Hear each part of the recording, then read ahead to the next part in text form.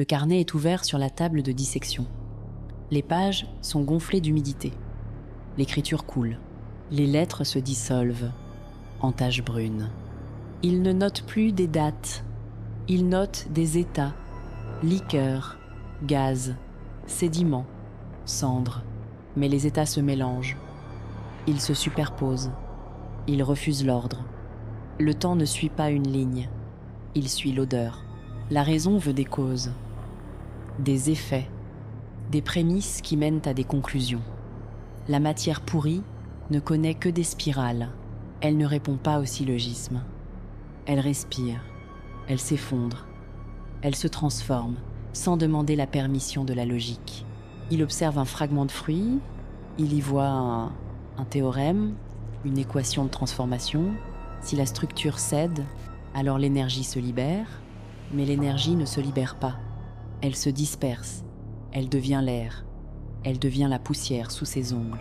Elle devient le poids qui courbe ses épaules sans qu'il ne s'en rende compte. Les mouches ne volent pas au hasard. Elles suivent des trajectoires, des arcs parfaits, des ellipses. Il les dessine dans les marges. Il cherche le motif. Le motif le fuit. Ou peu, est-il trop proche, trop intime, trop vivant.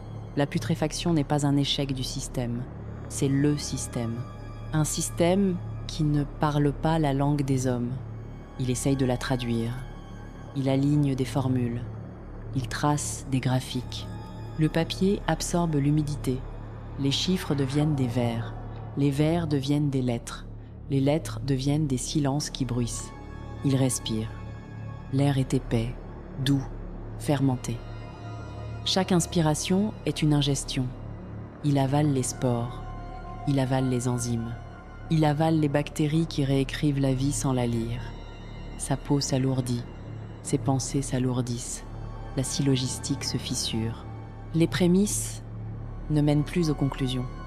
Elles mènent à des flaques, à des bulles, à des odeurs de terre mouillée.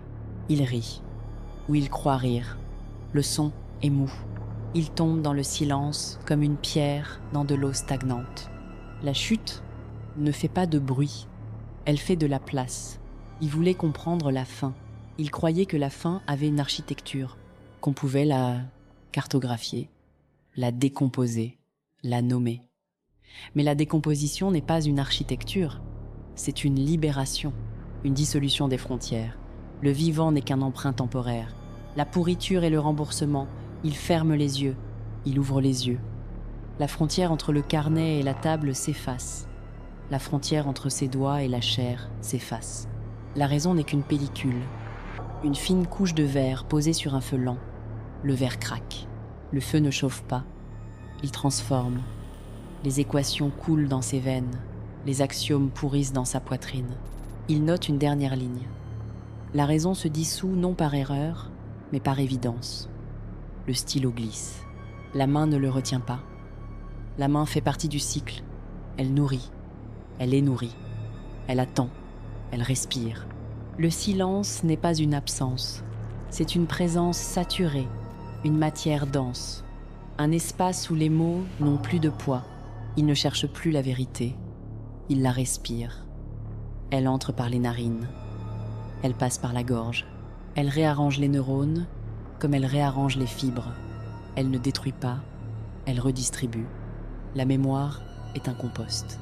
Les idées s'y mélangent, les certitudes s'y effritent. Il regarde le mur regarde en retour. Les taches d'humidité forment des cartes, des continents sans nom, des rivages sans marée. Il les reconnaît, il ne les nomme pas. Le nom serait une tentative de capture. La capture est vaine. La pourriture ne se laisse pas saisir. Le carnet est ouvert. Les pages sont gonflées. L'écriture coule. Les lettres se dissolvent. Il ne note plus rien. La pièce ne change pas. Elle se transforme. Il ne pense plus. Il décompose.